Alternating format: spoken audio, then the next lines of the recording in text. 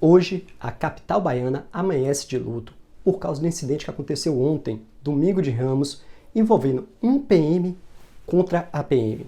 Se você não viu, está em todos os noticiários, nacionais, regionais, todos os meios de comunicação estão noticiando esse suposto surto de um policial militar que invadiu o Farol da Barra, um grande cartão postal aqui de Salvador, e lá começou a deferir palavras de ordem.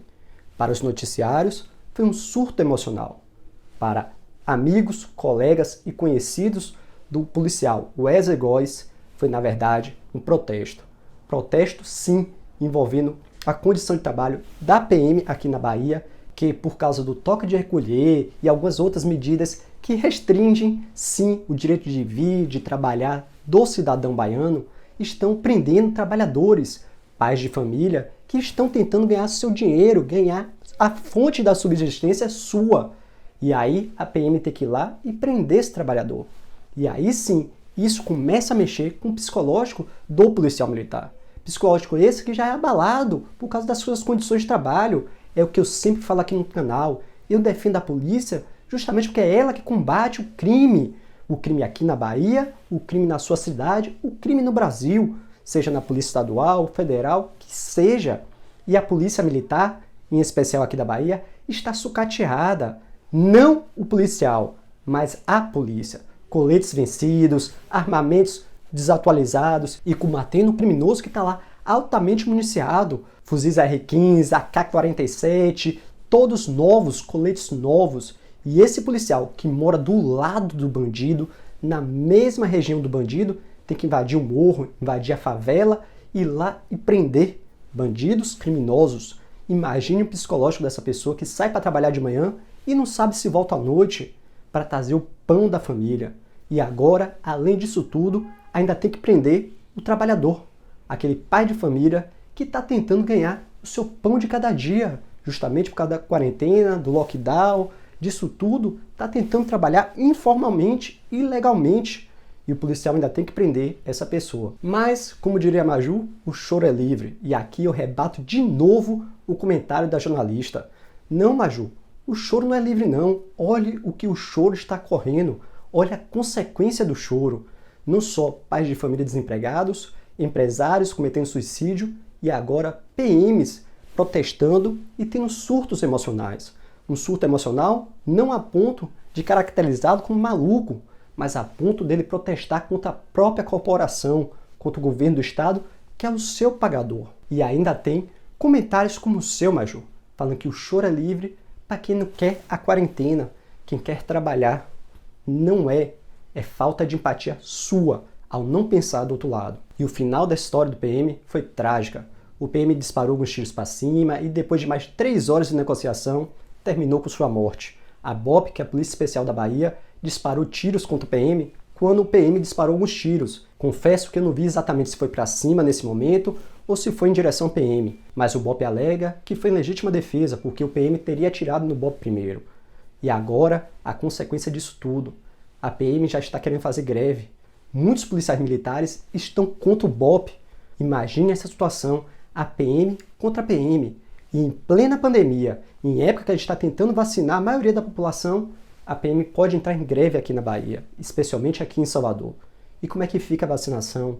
E como é que ficam os crimes em pandemia, em lockdown, em medidas restritivas que estamos tendo aqui em Salvador? É uma situação alarmante, muito preocupante e que, segundo a Maju, o choro é livre. Não, não é livre. O choro tem consequência e consequências que podem ser gravíssimas. Então, na minha singela opinião, temos que valorizar sim os órgãos de investigação, como eu sempre falo aqui. Não só a PM, mas a Polícia Federal, o Ministério Público, seja ele federal ou estadual. Valorizar esses heróis, porque são eles que no final combatem para salvar a população. E não esses políticos que ficam lá em Brasília, na sua cadeira, ganhando seus auxílios, seus salários milionários e ainda desviando dinheiro público. Mas falando em Brasília, e sim em surto, parece que o Ernesto Araújo, ministro das Relações Exteriores, agora que está perto de deixar seu cargo de ministro por causa da pressão lá do Congresso, seja da Câmara do Senado, está surtando, está atirando para tudo quanto é lado. Como diríamos aqui na Bahia, está jogando merda no ventilador. E dessa vez foi no seu Twitter, onde ele atacou a senadora Cátia Abreu, falando que ela fez pressão para ele aceitar o 5G lá da China. E aqui eu faço minha primeira ponderação. Como eu falei do vídeo lá do Pazuello, acho que sim, figura pública, ainda mais político, tem que expor quando sofrer pressão.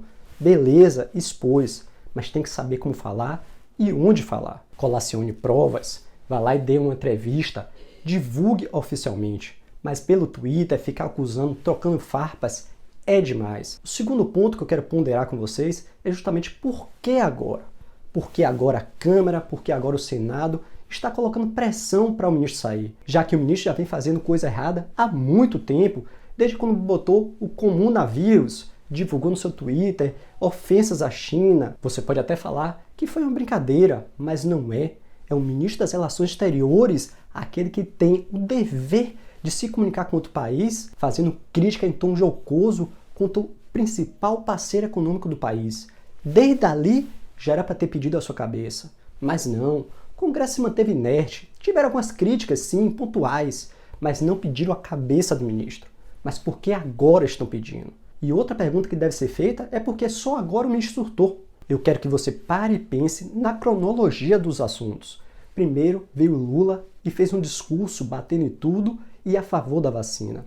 Depois veio Bolsonaro, o governo em si, mudando seu discurso em relação à vacina.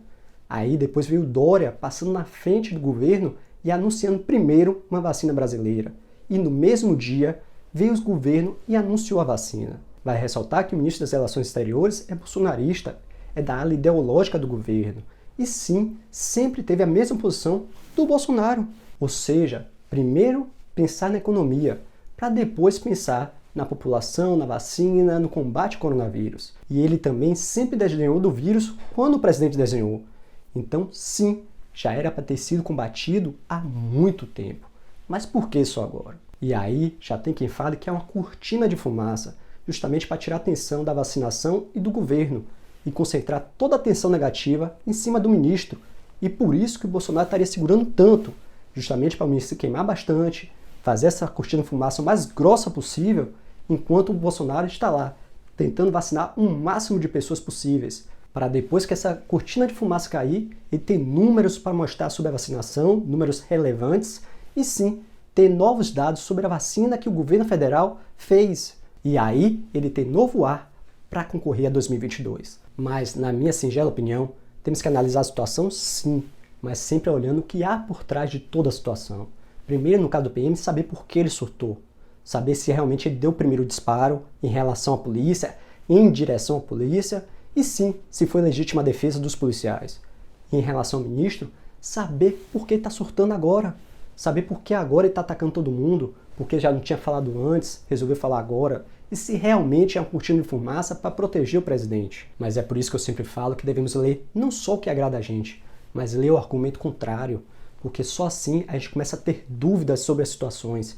E ter dúvidas é sinal que estamos pensando e formando a nossa própria opinião. Mas essa é só minha singela opinião. Para mais vídeos, se inscreve no canal. Aqui é vídeo todo dia. Se você gostou, deixe seu like, compartilhe esse vídeo, por favor. Ajude o nosso canal a crescer. E não se esqueça, assista esse vídeo aqui, e até o próximo vídeo.